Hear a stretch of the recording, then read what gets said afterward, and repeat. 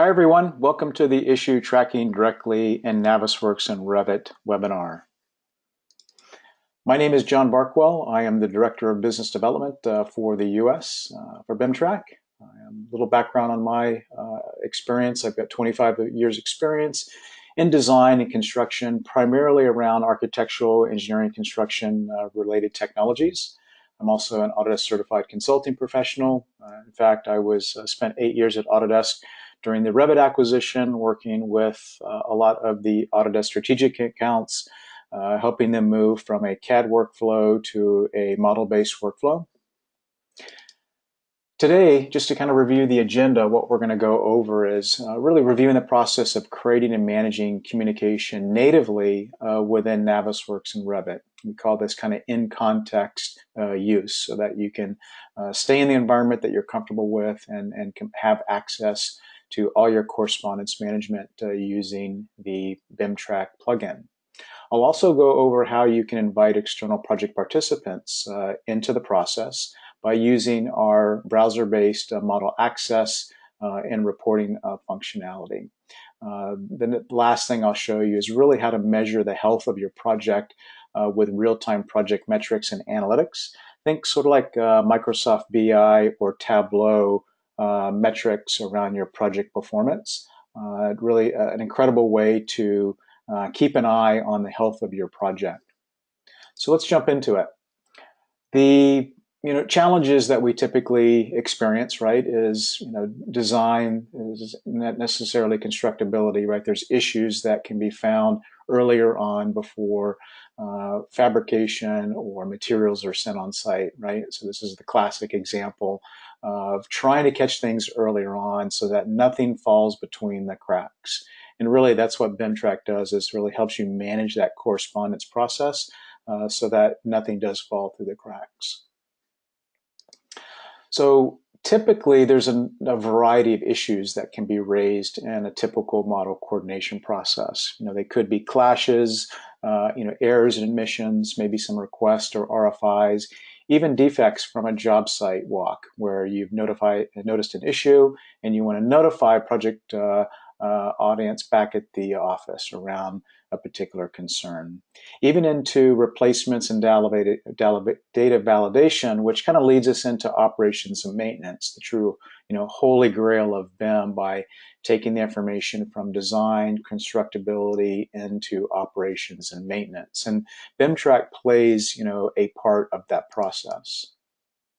So let's take a look at the typical model coordination workflow that we see today, which is pretty typical, where you've got your BIM manager, BIM coordinator, VDC coordinator, using tools like Navisworks to pull together multidisciplinary, federated models, do visual validation or possibly a clash detection report of areas of concern, and then either save viewpoints or send some type of transmittal off to the design and consultants around areas that they need to address and fix regarding the design.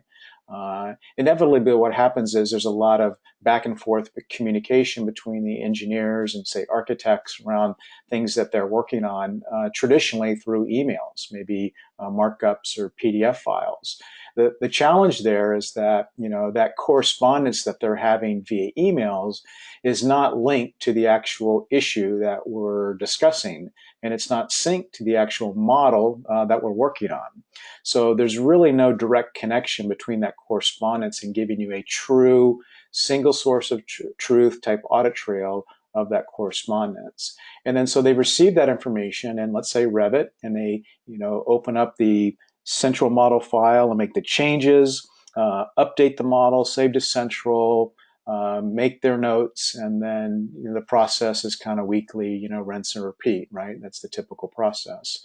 So what we're suggesting is there's really a better way of doing this. Instead of keeping things kind of siloed within, say, Navisworks or Revit, use the same workflow that you have today for your model management process. So if you're using BIM 360, BIMTrack works perfectly well with BIM 360 for model management. or even a solution like Box or whatever your model management process is today, continue to do that. But think of BIMTrack as sort of a layer that kind of complements that process to really help you manage and report your correspondence in issue coordination process. So the workflow today, an improved workflow, is that within, again, using the BIM manager or VDC coordinator with Navisworks, they can basically convert their viewpoints to issues or convert their clash detection reports to issues and let BIMTrack manage that process. BIMTrack will send an email notification to the recipient saying, you've received these items, they're due on this date. It's very clear what they need to work on. In fact, BIMTrack will actually send a friendly reminder the day before that issue is due, saying, hey, you've got 20 items that are due before tomorrow's coordination meeting. You might want to get those done. So, instead of the BIM manager having to, herd cats and the team to get things done, BIMTrack plays an assistant role in that. If we can basically get things moving along and focus on the next area for that next coordination, the next zone or next phase, projects run a lot smoother. And so what happens is the BIM manager uploads those issues to BIMTrack with a notification. Recipients, design consultants, so using Revit, the architect, structural engineer, and Tekla, receive that in their inbox. They can click on those issues to directly navigate to where those issues are in the authoring environment or in the browser. Also, BIMTrack invites other project participants like project managers, maybe the owner, into the project to really understand the progress and health of how the project is proceeding. So they don't necessarily have to have Revit or Navisworks to be part of the process. They can use BIMTrack through the browser on any browser environment to really stay engaged in that process. What I'll be showing you when we jump into the live demonstration is Revit and Navisworks in kind of this short demonstration. And what you're looking at is the plugins that are freely available to any project participants to download so they can work in context within the environment that they're used to. So it's very easy for people really to accept using BIMTrack because it complements their workflow today. It actually makes it a lot significantly easier because they're in the environment that they're used to using, literally every day, and they've got a dialog box running inside of that application that really facilitates the management of the issues that they need to work on. Okay, last slide before we jump into it, just to kind of set the stage. What we're talking about is obviously collaboration, but what we mean is, as opposed to information that can often get bottlenecked or siloed, really open it up into an open standard. I should mention, BIMTrack is a cloud-based solution. We're part of the Building Smart Alliance around open interoperability and open BIM. So really, regardless, the analogy that I always use is regardless of the tool that you're using in the toolbox, BIMTrack really allows you to play a part of that process.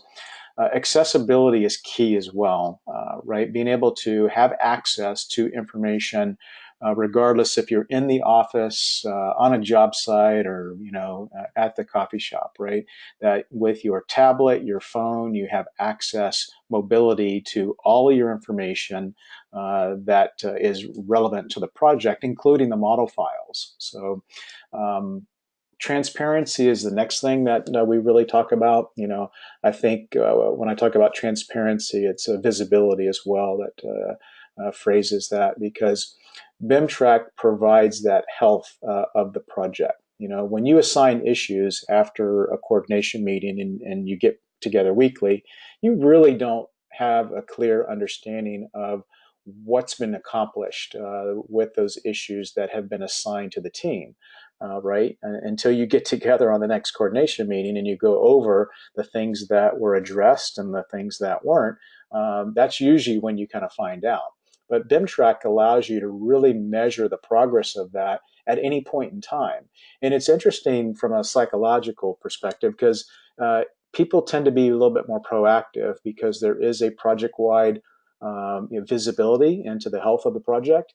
And at the end of the day, it comes down to accountability. If we can get people making the decisions and then updating the design based on their role and responsibility when they need to do it, projects run a lot smoother. And really, BIMTrack plays a key component into that because of a cloud-based platform that provides that project-wide accessibility, transparency, and accountability on the project that really we've needed for a long time in the industry. And it really helps projects move along a lot smoother. So let me go ahead and pause here for a second, and I will jump over into the live demo and get set up over there. Okay, all right, I've got Navisworks running, and so as I mentioned earlier, however you load your models, whether you're loading them from a local server drive or using BIM 360, that's fine. I've installed the BIMTrack plugin for Navisworks here, and I've docked the BIMTrack dialog box over here on the right side of the screen, just a personal preference of how you want to do that. I've selected the project hub that I'm on, which is BIMTrack, and I've selected the project specifically, which is this demo project, which retrieves all the issues related to that specific project. And here you can see that they're color-coded, in this case, based on priority. So the things that are red are critical, things that are green are medium. That's a project setting, completely configurable by you to see the information that you want to serve up. Maybe you want all the architectural to be red, or all the structural to be yellow, or by phase or zone, completely up to you. But it's just the way that you can kind of very easily visually understand, what needs to be worked on kind of based on priority. Some of these issues have been created. Typically, we see them created coming from Navisworks, but I'll show you, you can do that inside of Revit. You can do it from your phone.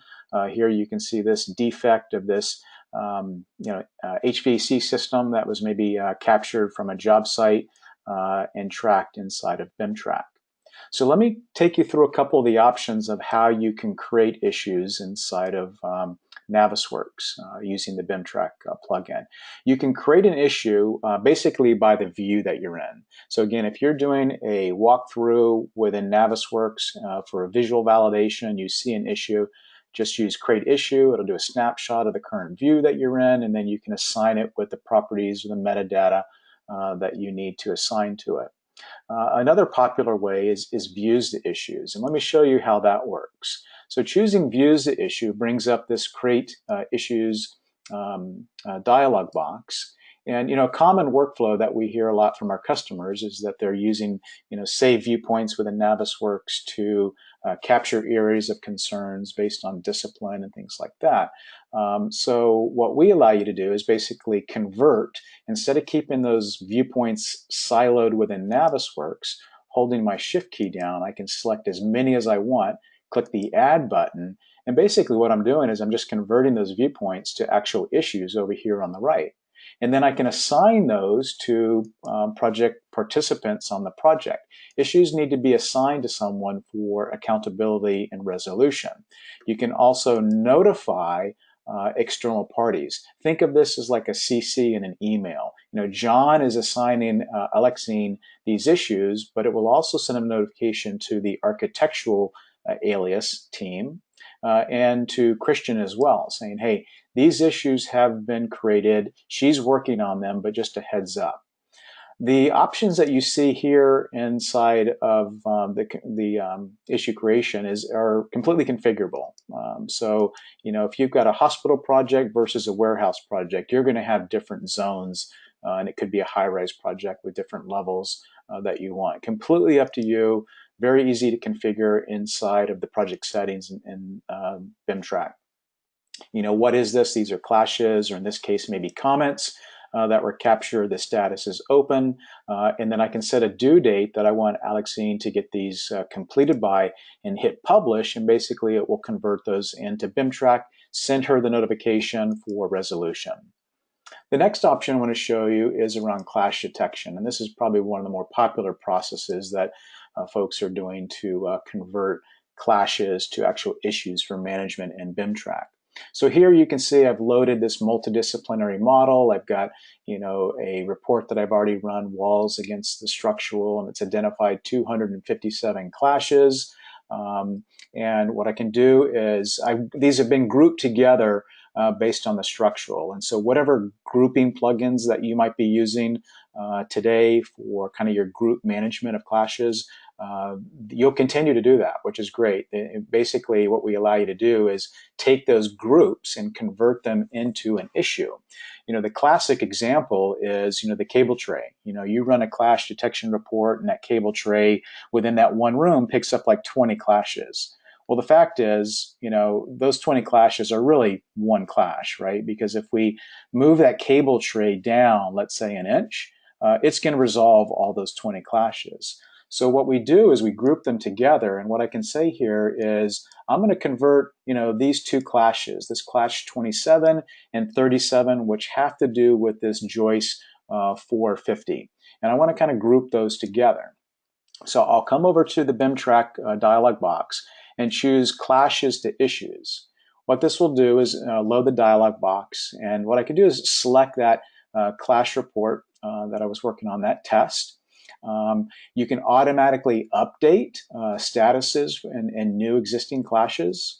So if it gets resolved in Navisworks, it will sync that status inside of BIMTrack. I can grab properties like things like date found, or distance of clash, and descriptions, and things like that, that Navisworks grabs and bring that information over into BIMTrack. The status report, what I'm going to do is say grab the review, because I don't want to grab all these active ones. What it will do is basically grab the ones that I've toggled as reviewed. Okay, and I'm going to assign these to Alexine, again, like before. One thing I'll point out is, the BIMTrack dialog boxes are what we call sticky. Meaning that they remember the settings that you have before. This is kind of as designed, because what it allows us to do, if you're ripping through these clash detections and you're assigning it to people and a lot of the properties stay the same, what's really nice is not having to choose these things every single time. It's all about efficiency, minimizing the clicks that you need to do when you're going through your coordination process.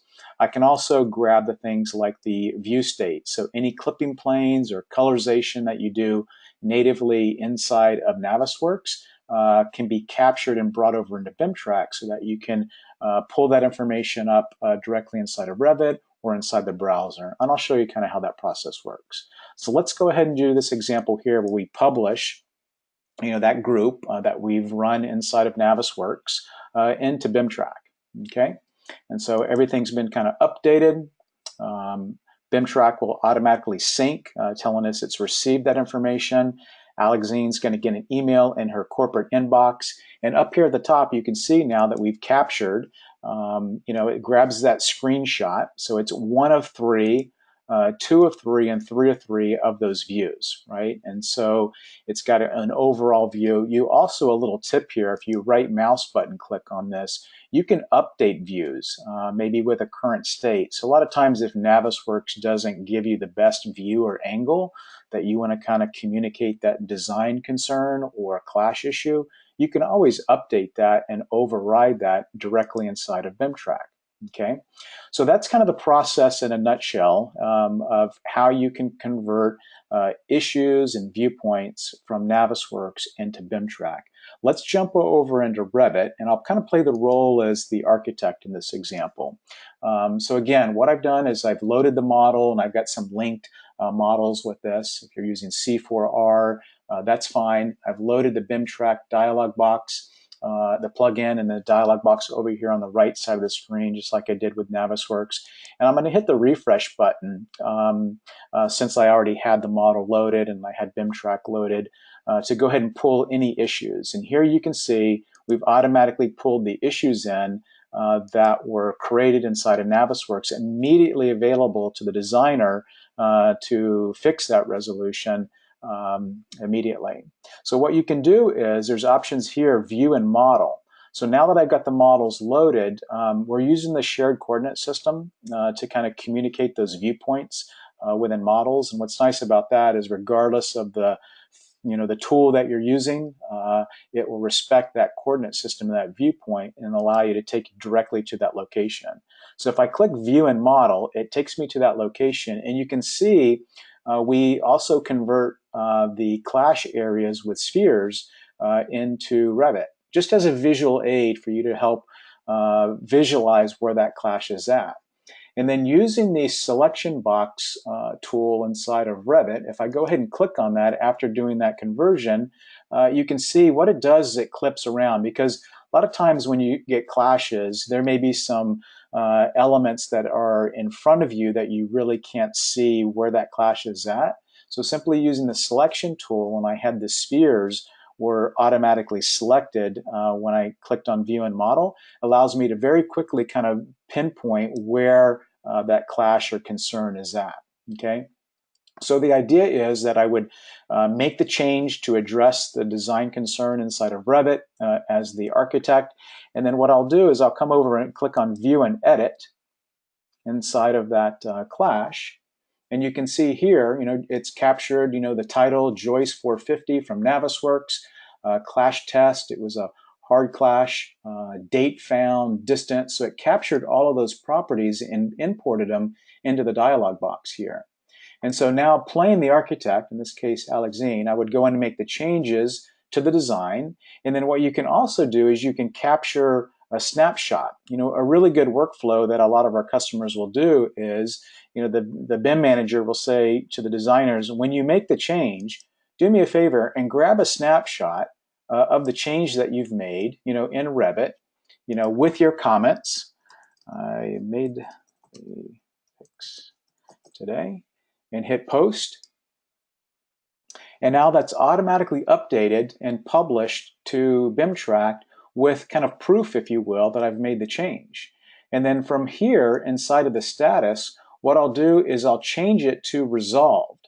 There's actually a closed status that is available on the project, but an interesting workflow that a lot of our customers will do is the BIM manager is the only one who has the authority to do closed on issues.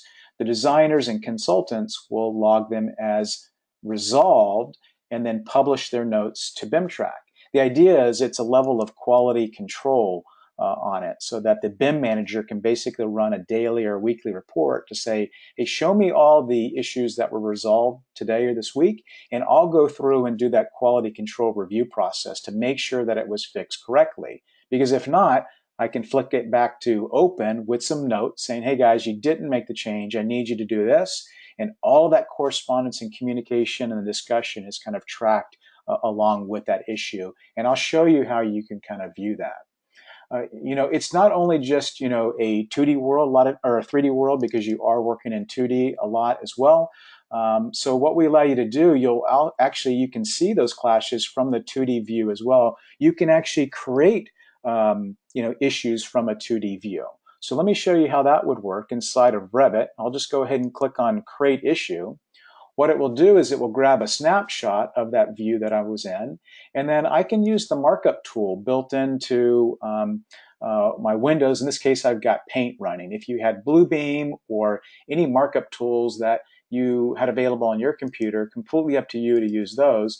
But what I'm going to do is basically create an issue with this, saying there's an issue with this wall that needs to be fixed here. So using just basic annotation markup tools with Paint, I'll go ahead and save that. You can see now it's captured that area of concern, and this is something related to the wall. I'll type in wall issue and some instructions, please fix the wall location. Okay, so you get the idea. And again, assigning this to Alexine, I'm going to ask her to get it done by tomorrow with any view states. Go ahead and hit publish, and that will get uploaded to BIMtrack, send her a notification, and now you can see over here on the right, it's tracking all of that correspondence and communication in context within Revit Navisworks. Okay, let's jump over to the browser and let me show you kind of another view of how you can view this information and also allow, as I mentioned, extended project participants into the process. So I'll go ahead and click on issues. It's kind of timed out since my last login, so let me log back in to the project that I'm working on. We use a hub concept, so you can have multiple projects working on a hub. I'll talk more about kind of the licensing kind of at the end of that. But now you can see here's the the issues that we created inside of Navisworks, this joist 450, that wall issue that we created inside of Revit is all available here. Okay, let me pick one that has a little bit more communication going on it. So let me scroll down and see what we have. There's one in here like this structure versus HVAC is a good example. If I click on that, you can see there's been some communication. This is probably not the best one, but let me go back and use the filters to kind of filter out something specific, what we're looking for. Because the issues are classified, right, with metadata, is it a critical issue? Is it a high issue? What phase it might be involved with? What zone is it related to? What type of labels? Is it something related to the mechanical? And hit apply. And now it will basically search, instead of the 215 issues, down to the 17 issues that are critical and high related to the mechanical, right? And so that's part of the reason why you do the classification, the metadata for your issues, is that you can search those. And you can save these search sets so that you can pull them up and share these with your colleagues. So let's click on this HVAC and beam. This is one that has, I know, a lot of correspondence on it. So you can see it's got multiple views. If I hover over it, it's telling me it's coming from that thumbnail. It's coming from Navisworks. You see all the metadata that's been defined. This is a comment, critical. And here you can see Christian and I have been having some communication around that issue. So instead of using email within Revit or inside of the browser, you can add all of your comments and their time and date stamps. You even get a complete historical audit trail of everything that everyone has done related to that issue, right? And so it's time and date stamped on everything that's happened specifically related to the issue that you're working on. So single source of truth, no delete audit trail of what's been going on with that issue. You can even attach things, like if there's any external documents, PDF, spec files, video files that you want to relate to that issue, you can browse through a server drive and attach those issues. So that's a general overview of a different view of how you can see those issues directly inside of the browser, as well as inside of the authoring tool that you're using. Let's jump over to the viewer, and let me point out a couple things, because we don't require you to upload the models. As I mentioned before, you use your typical model management process that you do today, but you can publish the models via the Industry Foundation class, IFCs, really to kind of share those models. And you can see here, let's say the architects in Chicago and the MEP is in Los Angeles and the structural engineers in Denver, different remote teams, they can basically publish their models to the project regardless of where they're at key milestones, to share that design intent on where we're at on the project, so that people are kind of aware of what's going on. You can even pull up save views. So much like you would do in Navisworks or Revit, let me go ahead and pull up, say, this architectural HVAC and structural model view. So think this is basically a very similar workflow that you might do in Navisworks, where you pull together a view, a multidisciplinary model view with multiple models from different sources and different authoring tools, with kind of a save view and display sets. So very similar to kind of Navisworks. You can do a walkthrough. You can pan and zoom through the model. You can change the camera from perspective to orthogonal. You've got some measurement tools which are great to really query the model, interrogate the model, check that mechanical room to make sure you've got the right clearance in it. You've got clipping plane options that you can really slice the model up to kind of explore that model. So a variety of things that you can do to kind of navigate. And the model, the viewer handles extremely large models. It's very fast to navigate through large model sets. But on top of that, what we do is we allow you to kind of overlay those issues related to the actual models that you're working on. So here's the joist that we created inside of Navisworks. Here's that wall issue that we created inside of Revit. You can even grab filters, which is really nice. So as I mentioned before, how we showed the critical and high mechanical, I can say, show me all the top MEP issues, which is a saved search set with critical and high mechanical, and then hit apply. And basically now it filters down to those 17 issues out of the total of 1,500 that we had overall on that project.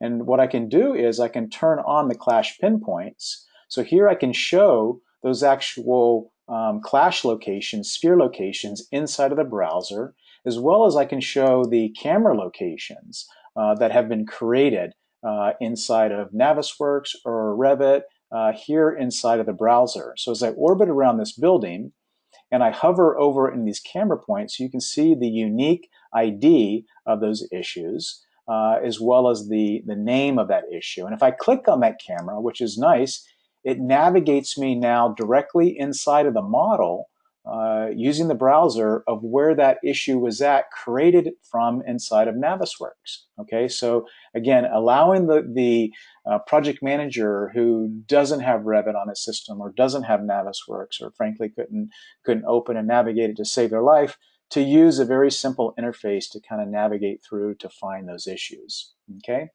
The last thing I want to show you here is around the metrics. I mean, this is probably, one of the most powerful things is really understanding the health and progress of your project using the analytics. Average close time on issue is 41 days. This is a demo project, so it's not very accurate. If I was the BIM manager, I'd be in big trouble here with 41 days overdue. But it's real information that's automatically being reported and tracked inside of BIMtrack. You can see over here on the right all the project participants on the project color-coded. And here in this kind of pie chart, if you hover over it, it's dynamic. I could click in and drill in to see what Christian is working on, or see what other project participants are involved with here. You can see it's kind of color-coded like that. You can even filter this information, maybe by teams, right? So how many issues is the MEP engineer working on versus the architect or structural engineer? Maybe on status, right? What's going on with the status of the project? How many are active versus open or reviewed, or based on label or let's say phase of the project? It looks like most of our activity is happening in the design phase here. Some are in construction. Maybe priority, right? So how many do we have that are high versus kind of critical? Obviously, we want to resolve those critical items. So let's drill into critical to see what's kind of going on. So I'll click on that. And you can see here the project participants that have the items assigned to them that are critical. And Eric's got, the biggest piece of the pie here. So, what I could do is I could use this to kind of measure ahead of time before my coordination meeting, to address a concern or a potential bottleneck. Maybe Eric's been on PTO or he's been out sick this week. What I can do is I can do a multi-edit of maybe say half of his issues and then say assign those over to Alan, who looks like he's got some bandwidth this week to handle resolution of some more of those issues. So that's kind of the idea of just when we talk about transparency and visibility is literally at a click of a button, real-time metrics on how the progress of the project is proceeding. We can look at a total versus closed issues on a weekly or let's say a monthly report.